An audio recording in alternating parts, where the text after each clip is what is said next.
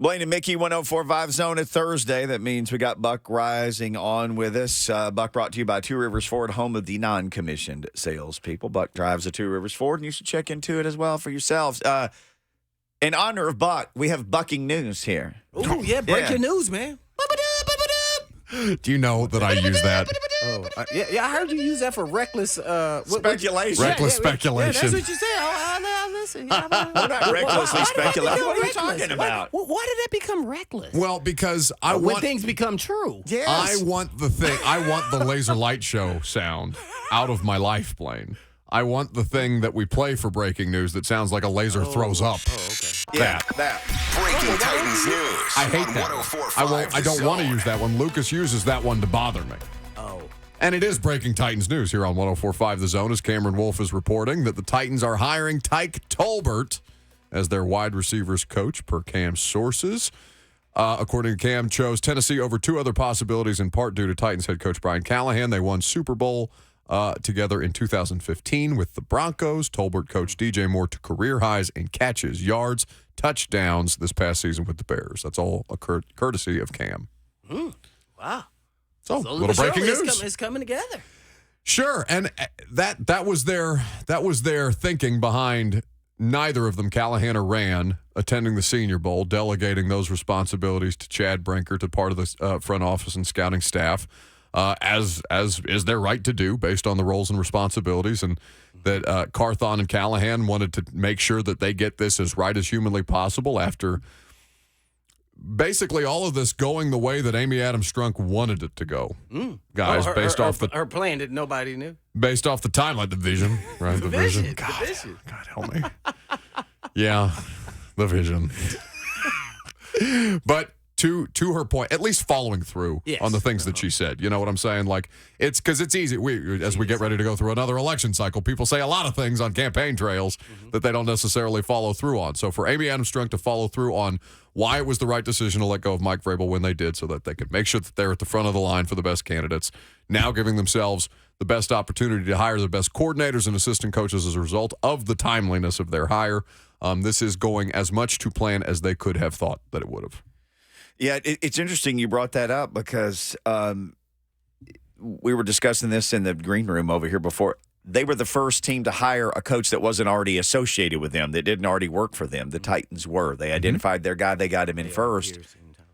And, yeah, the Patriots and the Raiders, who both hired a guy that was already working for them, essentially. That decisiveness. And then you have, because maybe everybody's dream hire was the Lions OC. Well, then he doesn't even want to work anywhere. That makes the Titans hire of Callahan. If you truly wanted a young offensive mind, that makes the Titans hire of Callahan look even better to me. Whatever Johnson's story is, if he wanted too much money or if he wanted too much of whatever, the Titans got the guy they identified. They wanted a young offensive mind, and they went and got him.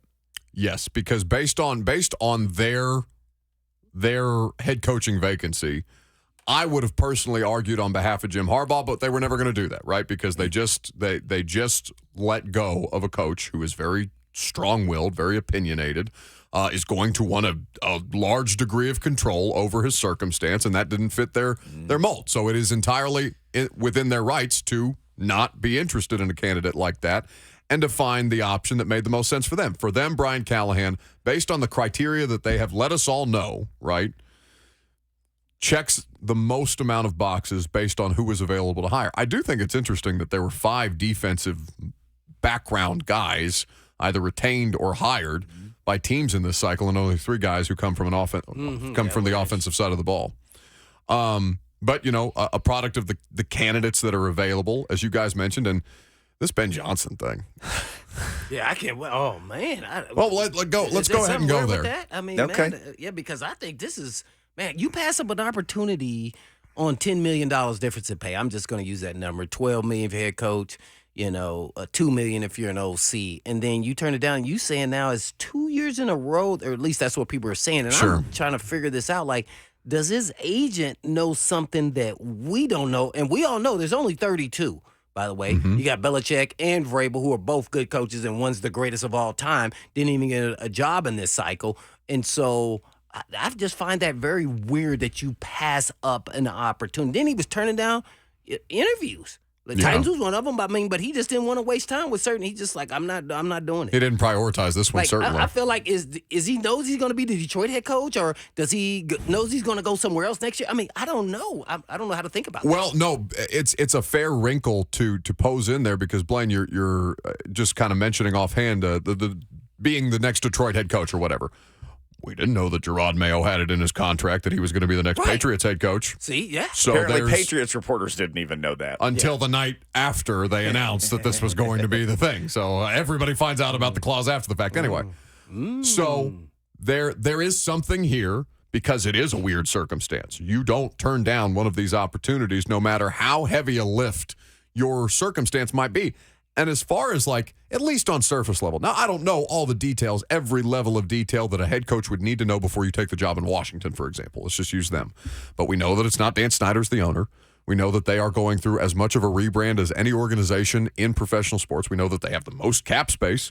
So it's not like you're going to be hamstrung by finances. You got money to spend, and you've got the second overall pick in the draft. So you give yourself, if not the pick at quarterback, you want the flexibility to do something with the Bears and figure out the quarterback situation that makes the most sense for you. So as far as hey, clean slate, head coach, new GM, new ownership, new everything. We got it all. That sounds like it was perfect. And heritage franchise, too. Oh, The Command Skins. Like, everything. All the history and all the possible future. Yes. I am dying to know. I would love to be a fly on the wall of the moment when Ben Johnson says, nah, I'm good.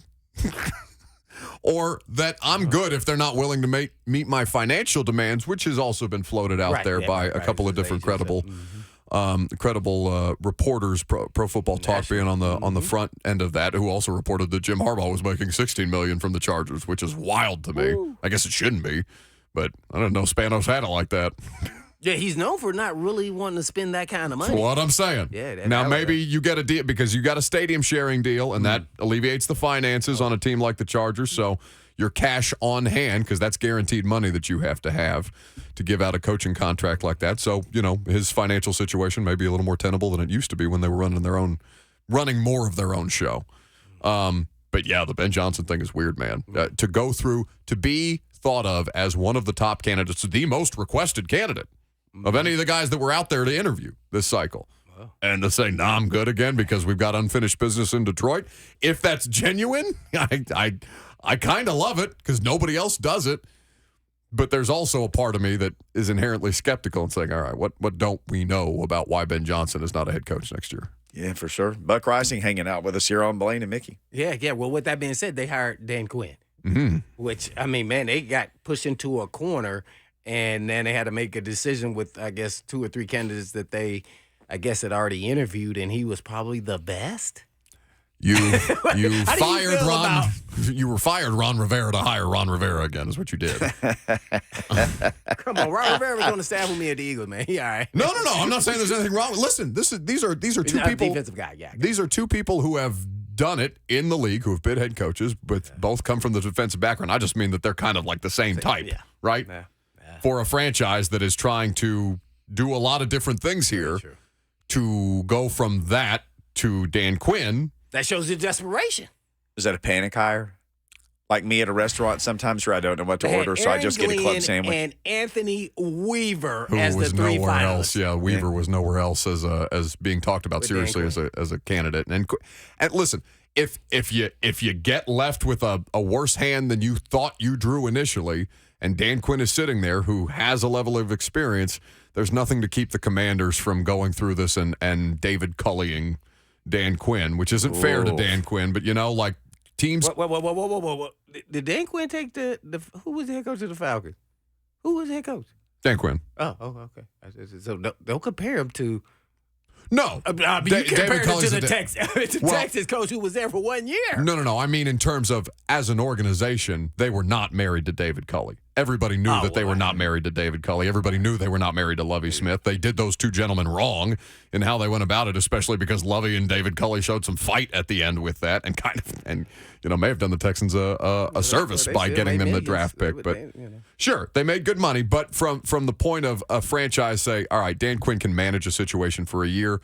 then we reevaluate because we clearly got left with a circumstance that we weren't completely prepared for. Do we know the length of that contract for Dan Quinn? I have not seen details out there yet. We have seen 5 years for Callahan, 6 years for Mike McDonald in Baltimore, so that would be worth paying attention to. Yeah, because if I was him, I would at least it has to minimum 4. Oh, yes. Yeah. Oh, no, you got the leverage now if you're Dan. Right, yeah. Oh, There's yeah. no doubt about it. So here's what I can say about coaching hires. You just never know. That's why I'm not in the hiring business and try to evaluate whose coach is going to be good and who's not based off what they did before, especially if they're moving from an OC position or a DC position, is that sometimes the 4th and 5th coach you hire, let's use Hypo right here, sometimes end up being the right one. We just don't know. Like, okay, where is Eric Bieniemy? Is he going to be his OC?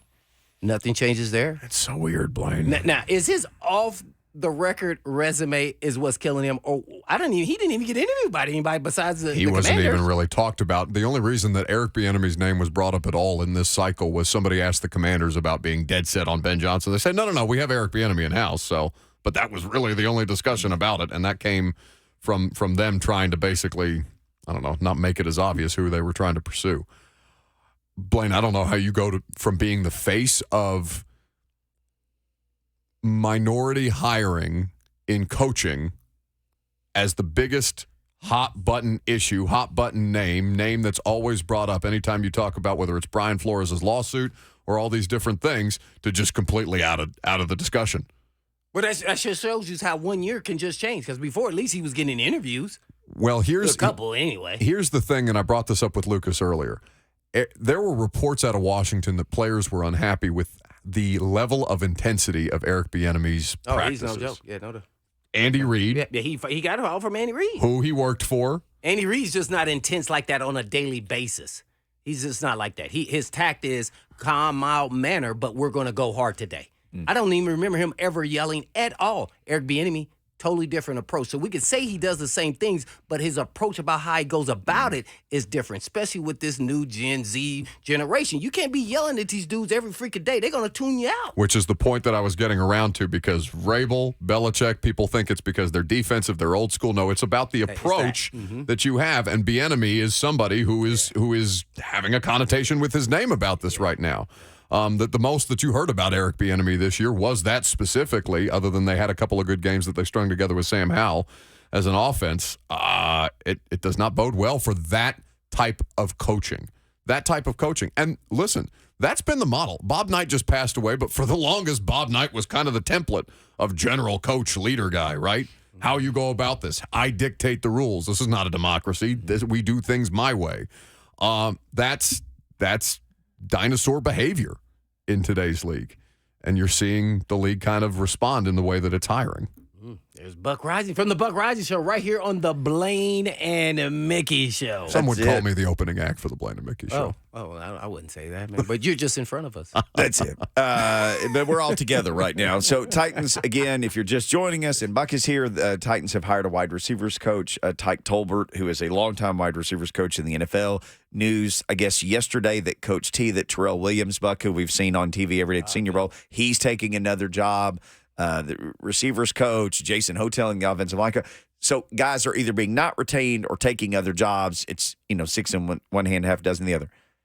What have you heard about the strength and conditioning staff? TBD. Well, that they're focused on the on-field coaching staff first. Yep. That's been their priority, and that Perano, like last I heard about it, was just kind of like, all right, we'll make a determination once we get through the on-field coaching staff. So they're still working through that. That's apparently going to be a longer process than I think a lot of people might have anticipated, because they're definitely taking their time on this, and there's no outright clock on them beyond the start of training camp and things like that, OTAs, and getting the rookies in here and whatnot. But I think that I would be surprised to see them, of all people, retain Mike Vrabel's head of strength and conditioning. That would be pretty shocking to me. We don't have the level of detail that would allow us to discuss in the way that fans want it discussed how much scrutiny should be on the strength and conditioning department of the Tennessee Titans. But there is no ignoring that has been a factor here for the last 3 years. There is no ignoring the fact that they are taking a more scientific approach to a lot of things around here, and that sports medicine should absolutely be one of them. And I don't know what Frank Perrano's particular position is on a higher level of involvement from sports science, or whether they feel like they're doing enough, and whomever he was previously employed by or is currently employed by right now doesn't feel like that's sufficient. Those things will be determined, and then they'll make a decision moving forward. But of all the people to retain from Mike Vrabel's staff, the strength and conditioning coach would be a question mark. Any question marks that you have, or should I say even any crushes that you have at the Senior Bowl? I know normally you're there, but have anything filtered back to you that they think, ooh, I really like this guy? About them specifically, or just the... No, Buck Reising crushes there. Man, it is hard for me to get Titans fans fired up again about offensive line play. But that is something that a lot of people are going to be focused on for this team and for a lot of teams around the NFL. I think that when you talk about Jackson Powers Johnson, he was the person who, at a position of need as a center, that I was interested in, a name that we were paying attention to just among various offensive linemen that you're going to be paying attention to. From the reports that I've seen from Mobile, from texting a bunch of people that are down there, that dude is just out there incredible hulking defensive lineman. Like, he has been phenomenal in what he's being asked to do in moving around, the way that coaches kind of test them at different positions at this time of year, with NFL coaching staffs on hand and working under NFL coaching staffs and with different people than you've ever worked with before. So far, he was somebody that I had my eye on. It's been good to see that he is succeeding or exceeding the level of expectations that I think a lot of people had for him. We always have great expectations for Buck Reising, and he always exceeds them here on the Blaine and Mickey Show. Well, have you heard anything about a current Titan? And that would be your favorite player, Malik Willis. Where do you think nobody's even mentioned his name? Does he even have a shot in to be even on the team? Blaine, I don't want to say no because that's so unfair to him, And like, even it's all new people though. They got to form their own opinions. Yeah, about they it. get to do their own scouting. At the current staff at Stade, What are you doing? At the current staff at Stade, there's a handful of guys I would have thought they're not even going to bring that guy back to camp. But it's a whole clean slate for everybody. He's going to be in training camp for sure.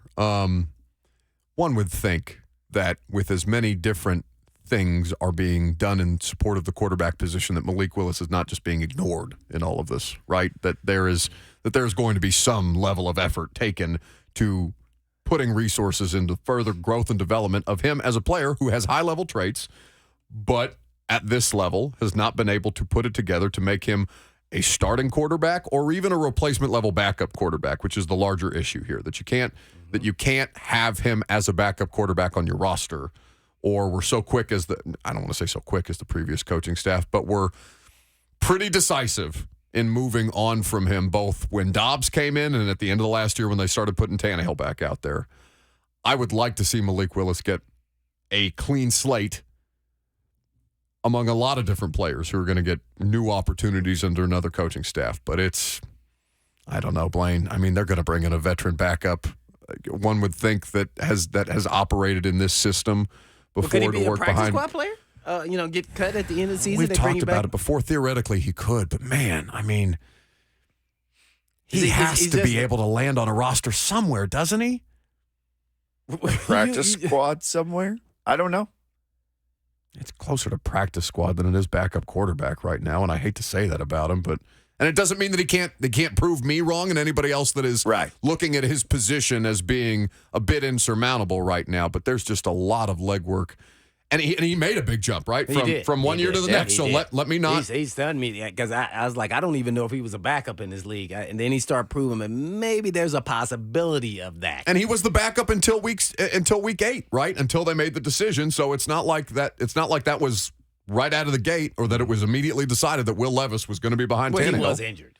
Fair, but still, I mean, they sure as hell didn't hesitate about flip-flopping that once Tannehill went down. Yeah, he's slow-played. So I would like to see Malik Willis get another opportunity. I hope that he makes as much of it as humanly possible, and there's reason to believe that based on his last training camp performance that he can make a substantial leap. Will it be enough for this coaching staff?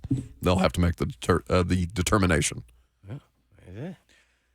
All right, Buck, you're free. Another Thursday has come and gone. People enjoy in the chat. It goes so fast. It does. It does. They grow up so fast, and so does our time. It goes away fast. All right. We'll say goodbye to Buck when we come back. Tyke Tolbert, what is his history? We'll get into it. We'll tell you where he came from. And people are listing in the F&M Bank chat all the great receivers he's worked with. Can't wait to see who he gets to work with here. But we'll tell you about Tyke Tolbert next. Oh, Buck's going to tell us.